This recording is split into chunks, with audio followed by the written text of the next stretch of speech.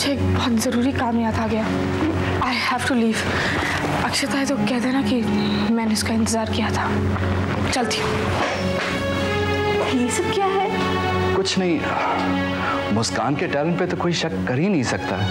वही तो पहचान है बुटीक की।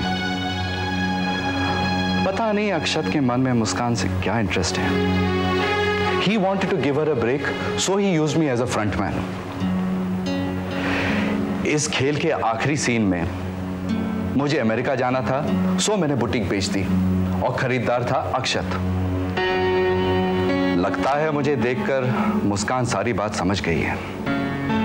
बहुत सेल्फ रिस्पेक्ट है उस लड़की में। Now I understand. अरे अक्षत भी आ गया।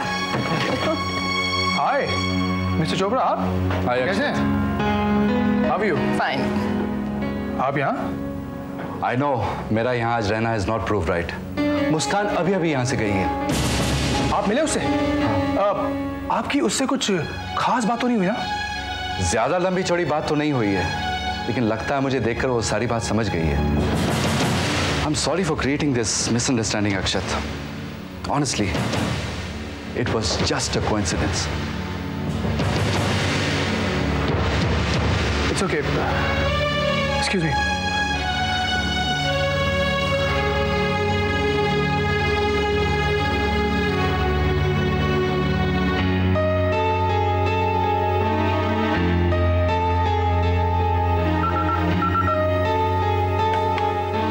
Good afternoon, Pehnava boutique.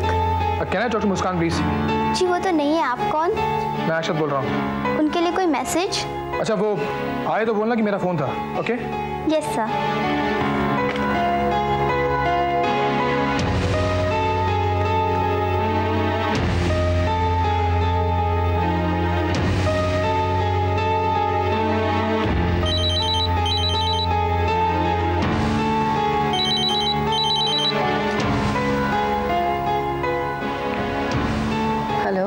Hello aunty, नमस्ते। मैं अक्षत बोल रहा हूँ। अरे अक्षत बेटा, कैसे हो? कब आए अमेरिका से? आंटी मैं कल ही आया हूँ। आंटी मुस्कान है घर पे? बेटा इस वक्त वो घर पे कहाँ, बुटीक में होगी। ओह ठीक है आंटी, अगर वो अभी आती है तो उसे कहना मेरा फ़ोन था। वैसे इस वक्त तो वो घर पे नहीं आएगी, फिर भी जब शाम में आएगी तो मैं ज़रूर कह दूँगी बेटा। लेकिन अगर कोई ज़रूरी काम है तो तुम बुटीक पे फ़ोन कर लो ना। जी आंटी, थैंक्स अ लॉट। अच्छा बेटा, नमस्ते।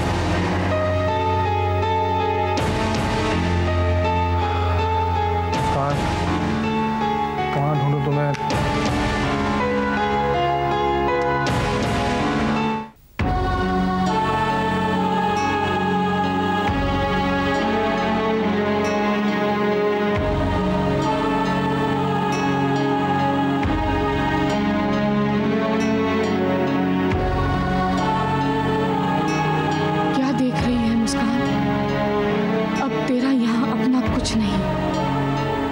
जमीन पर तू खड़ी है, जिस ख्वाब को तू देख रही है, वो तेरा अपना नहीं, अक्षत की दी हुई भीख है तेरी झोली में।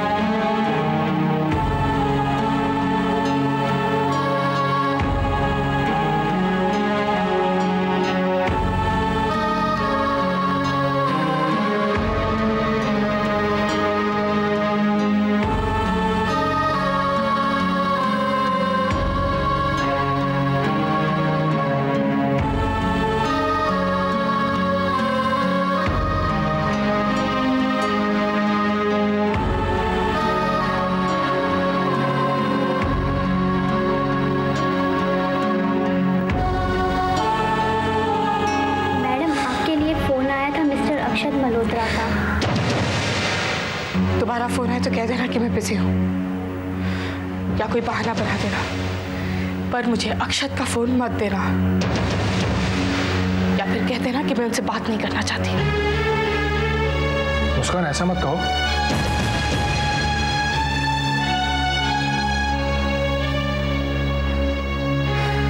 प्लीज मुस्कान, मेरी बात तो सुनो। जब तुम ही बेमतलब हो मेरे लिए, तो फिर तुम्हारी बातों के क्या मायने?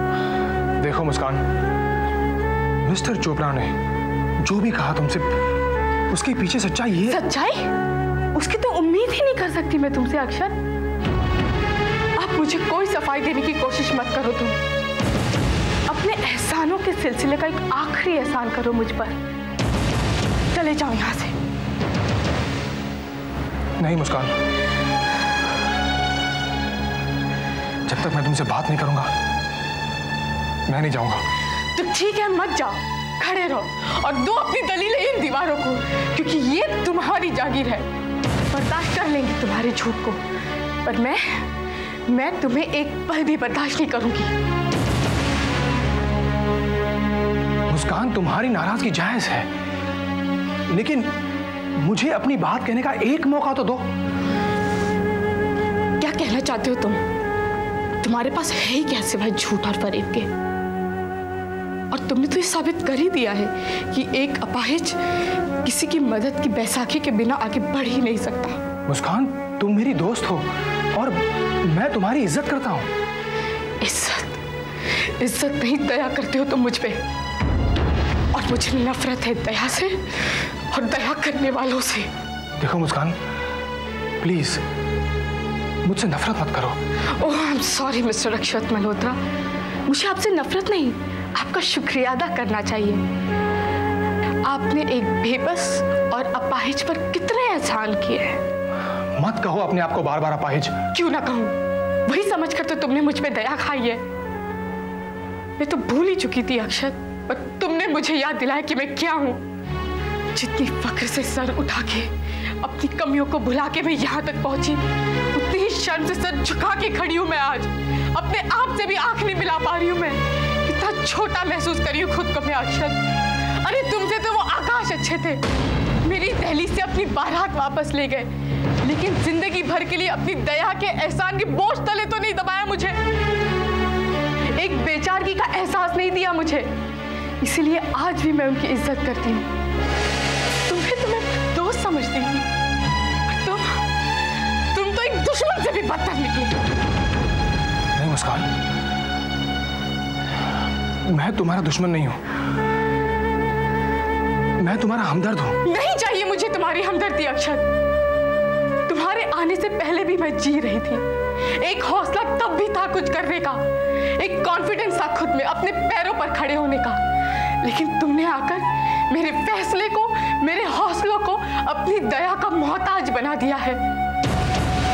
एक ऐसी चोट दी मुझे जिसने मेरी आत्मा को अपाहिज बना दिया, मेरे वजूद को अपाहिज बना दिया, मेरे विश्वास को अपाहिज बना दिया।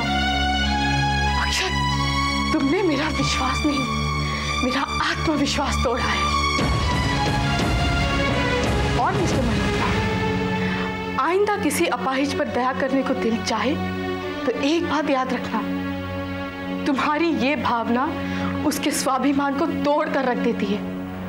पूनम, मैं जा रही हूं, और मिस्टर मल्होत्रा यहां से चले जाए तो बुटीक को बंद कर देना।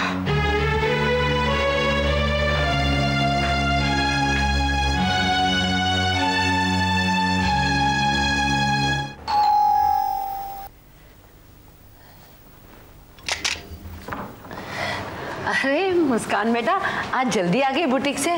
अच्छा सुन, वो अक्षत का फोन आ रहा है, वो कह रहा था कि हाँ क्या हुआ बेटा? अरे रो क्यों रही है?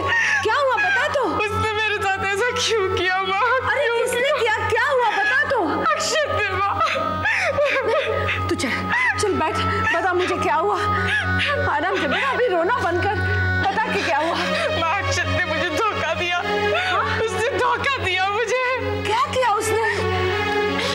पहनावा हमेशा से अक्षत की थी, और वो मिस्टर चोपड़ा, वो भी उसके ही आदमी थे।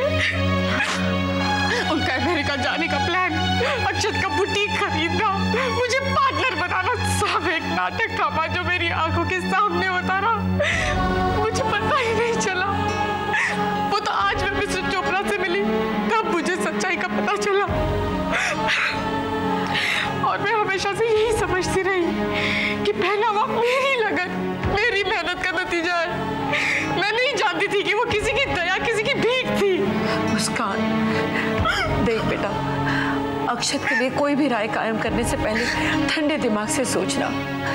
कोई वजह तो उसने बताई होगी इस नाटक की। क्या कहा उसने? तूने उससे बात की? मुझे उसकी कोई बात नहीं सुननी। अरे वो अच्छा दोस्त है बेटा तेरा। हाँ माँ, मैं भी यही समझती रही कि अक्षत मेरा अच्छा दोस्त है और उसने भी एक अच्छे दोस्त की तरह हमेशा मुझे मेरी काबिलियत का एहसास दिलाकर बहुत ऊंचाई पर पहुंचा दिया था और फिर उसी ऊंचाई से मुझे नीचे गिरा दिया। उसने मुझे सच्चाई का आईना दिखाकर ये एहसास दिलाया कि वो मेरी काबिलियत थी नहीं। मुझे मेरे अपाहिजपन पे इतना दुख पहले कभी नहीं हुआ, कभी नहीं। मुस्कान बेटा, ऐसा मत बोल। क्या जिंदगी भर लोग मेरी झोली में दया की भीख डालते रहेंगे? कैसी बातें कर रहे बच्चे? अक्षत ने क्यों किया मेरे साथ ऐसा? क्यों? मैं उसे कभी माफ नहीं करूंगी, कभी माफ नहीं करूंगी।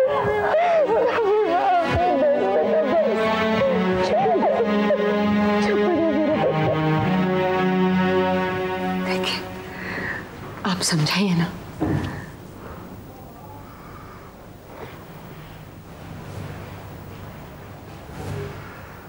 मुस्कान बेटे। जी पापा। बेटे आज तुम बुटीक नहीं गई? नहीं पापा। तुम्हारी माँ ने बेटे मुझे रात को पूरी बात बताई। और फिर भी आप चाहते हैं कि मैं वहां जाऊं?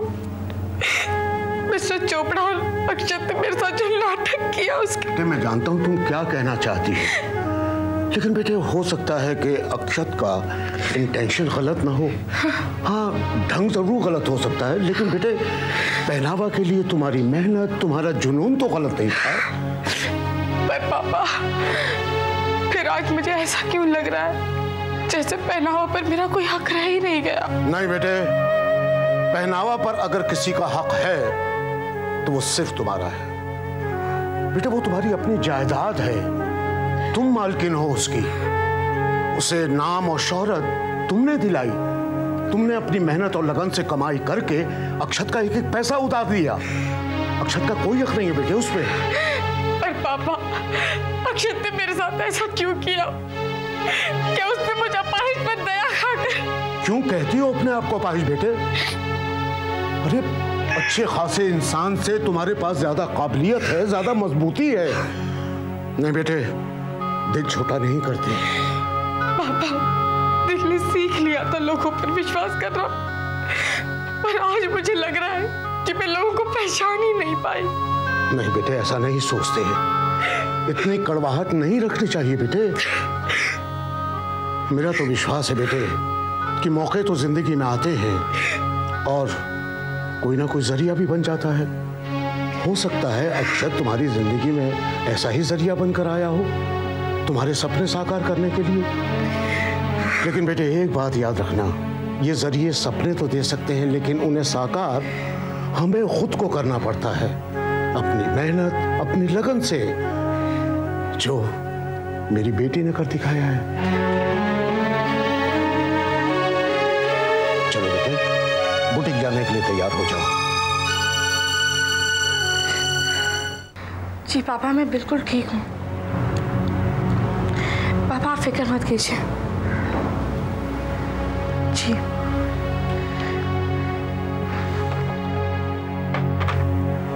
मुस्कान। अक्षय, तुम प्लीज। Muskan please. देखो मुस्कान, कल तुमने अपना सारा गुस्सा, सारा जहर उगल दिया और मैंने चुपचाप सुन लिया। आज मुझे बोलने दो, मुझे कहने दो। अब कहने सुनने को रह क्या गया है अक्षय? बहुत कुछ मुस्कान। देखो अगर मैं चाहूं तो अपनी सारी बात 3 शब्दों में कह सकता हूं, लेकिन जब तुम उस बात की गहराई को जान पाओगी तो तुम खुद ब खुद समझ जाओगी कि मैंने जो कुछ भी किया उसका मकसद तुम्हें चोट पहुंचाना या तुम पर दया करना नहीं था। कोई फायदा नहीं है अक्षत, अब सब कुछ खत्म हो चुका है। नहीं मुस्कान, अभी भी हम दोनों के बीच में एक बात अधूरी है जो मैं पूरी किए बिना आज नहीं जाऊंगा। मुस्कान, तुम चाहे मेरी किसी भी बात को झूठ मान लो, मुझे परवाह नहीं है, लेकिन ये बात मेरे लिए दुनिया का सबसे बड़ा सच है जो तुम्हें भी मानना पड़ेगा।